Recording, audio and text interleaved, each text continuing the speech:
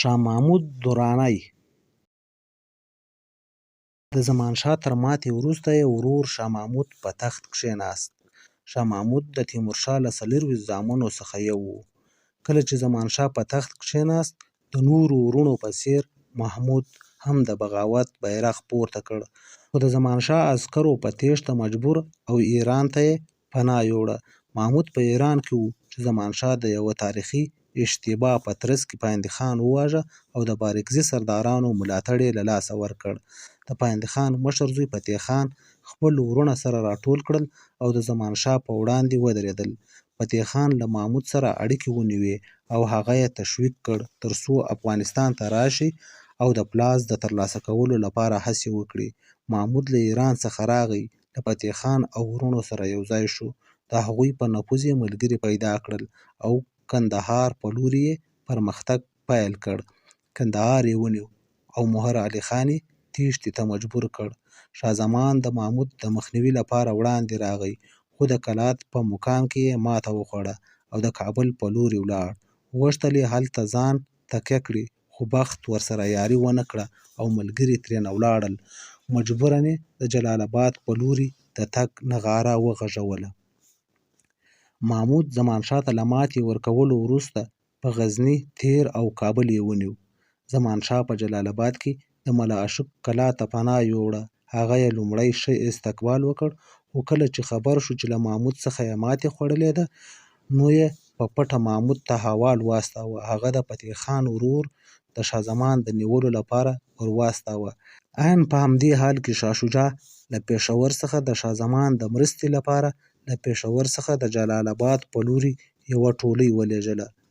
خو الهي قلم د شاه زمان نیول لیکلي وو، نو ځکه د فتح خان ورور شاه زمان ونیو او کابل ته یې بوت. هلته د محمود په امر ړوند او د کابل په بالاحصار کې بندي شو. محمود د شاه زمان له ړندېدلو وروسته پاچا شو.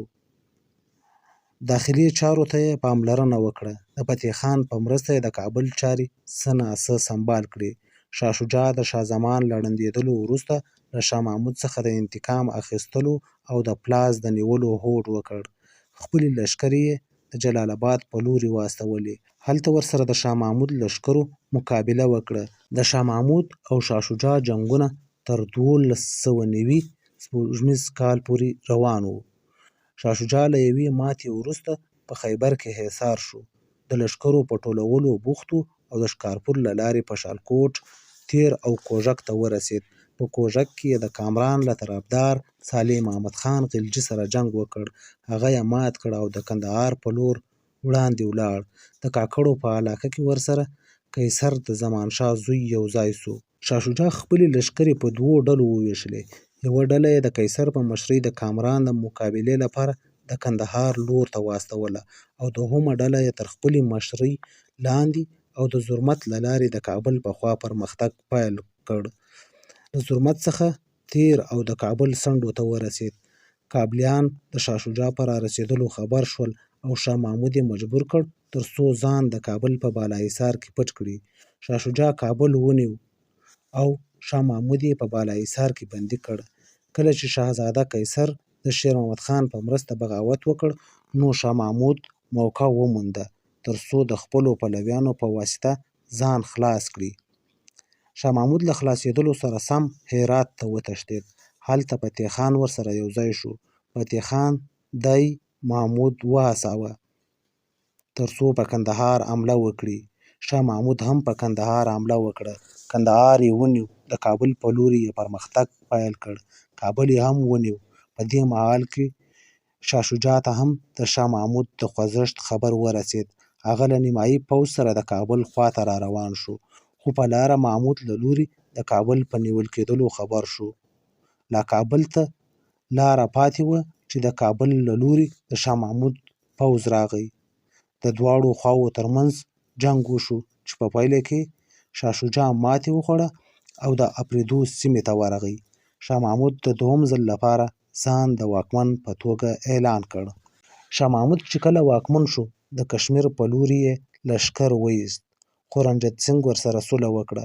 له هغه وروسته یې فتح خان واستاوه ترڅو په هرات کې د حاجي فیروز الدین خودمختاري له منځه یوسي.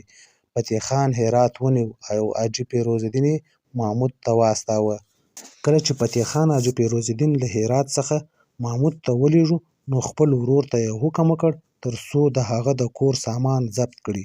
خو ورور یې دوست محمد خان سره له دې چې د هغه مال یې ضبط کړ د حاجي فیروز الدین ژور د محمود د لور او د کامران د خور او نورو ښځو بې عزتي هم وکړه. د دې بې عزتي له امله محمود ډېر په قهر شو او کامران ته یې امر وکړ تر څو هرات ته ولاړ شي او فتح خان ړوند کړي. کامران هرات ته ولاړ او هلته یې په 1818 زېږدیز کال فتح خان ړوند کړ. د فتح خان په ړندېدلو فردل خان، کندل خان او شیردل خان له هرات څخه وتښتېدل. په نادعلي کې یې د بارکزي قبیلو په راپارولو لاس پورې کړ. محمد عظیم خان چې په کشمیر کې و هم د بغاوت اعلان وکړ او دوست محمد خان یې د کابل په لوري واستاوه. محمود چې کله د فتح خان له ړندېدلو خبر شو له کابل څخه ووت او هلته یې خپل لمسی جهانګیر ځایناستی وټاکه. خپله د غزني په لوري ولاړ.